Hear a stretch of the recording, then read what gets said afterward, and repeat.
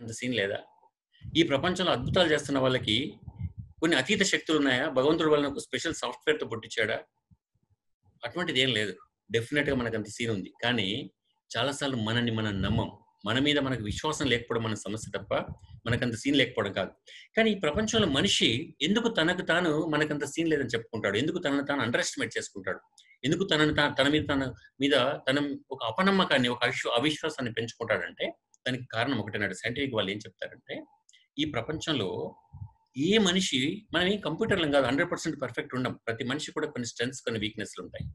కానీ ఎవరైతే తమ స్ట్రెంగ్త్స్ మీద ఫోకస్ చేస్తారో వాళ్ళు జీవితంలో అద్భుతమైన విజయాలు సాధిస్తారు. ఎవరైతే వాళ్ళ వీక్‌నెస్ మీద ఫోకస్ చేస్తారో వాళ్ళ ఆ ఊబిలో కూరుకుపోతారు. ఎందుకంటే ఇది నా బలహీనత, ఇది నా సమస్య.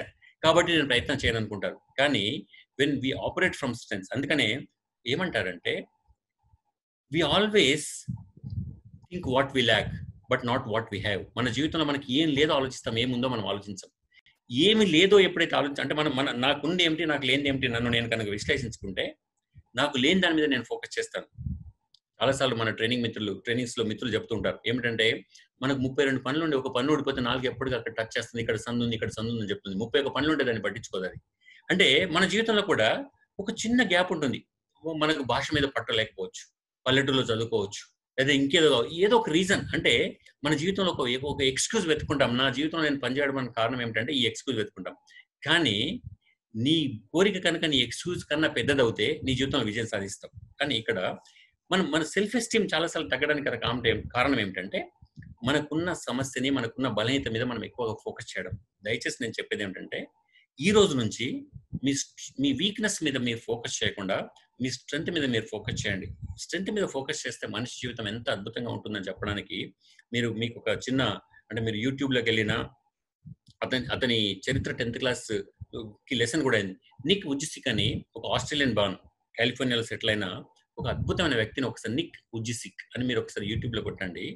అతను పుట్టుకతో టెట్రామిలియా సిండ్రోమ్ అనే వ్యాధితో పుట్టాడు. అంటే అతనికి పుట్టుకతో 2 చేతులు, 2 కాళ్ళు లేవు. పుట్టగానే వాళ్ళ తల్లి కూడా ఈ అబ్బాయిని హత్తుకోవడానికి, దగ్గరికి తీసుకోవడానికి ఒక నిమిషం భయపడిందట, జంకిందట నర్స్ చేతిలోంచి తీసుకోవడానికి. ఎందుకంటే 2 కాళ్ళు, 2 చేతులు లేని పిల్లవాడిని దగ్గరికి తీసుకోవడానికి కూడా భయపడిపోయింది ఆ తల్లి. కానీ అటువంటి వాడు ఈరోజు ప్రపంచవ్యాప్తంగా అద్భుతమైన ఉపన్యాసాలతో జనాన్ని ఉర్రూతలొగిస్తున్నాడు. అతను ఒక చిన్న అతనే చెప్తాడు.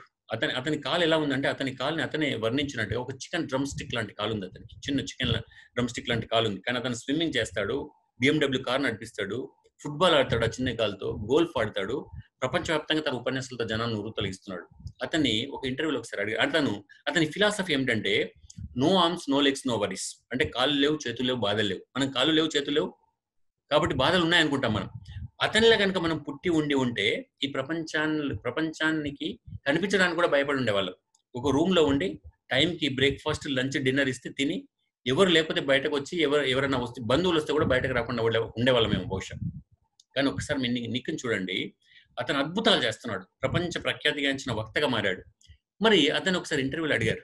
అంటే నువ్వు ఇలాంటి పరిస్థితుల్లో పుట్టి ఇంత అద్భుతం ఎట్లా చేస్తున్నావు? అసలు నీ విజయానికి రహస్యం ఏమిటంటే నీకు నిజంగా ఒక అద్భుతమైన మాట చెప్పాడు. ఏం చెప్పాడంటే, నేను ఇలా పుట్టినందుకు నేను భగవంతుని ఎప్పుడు నిందించలేదు.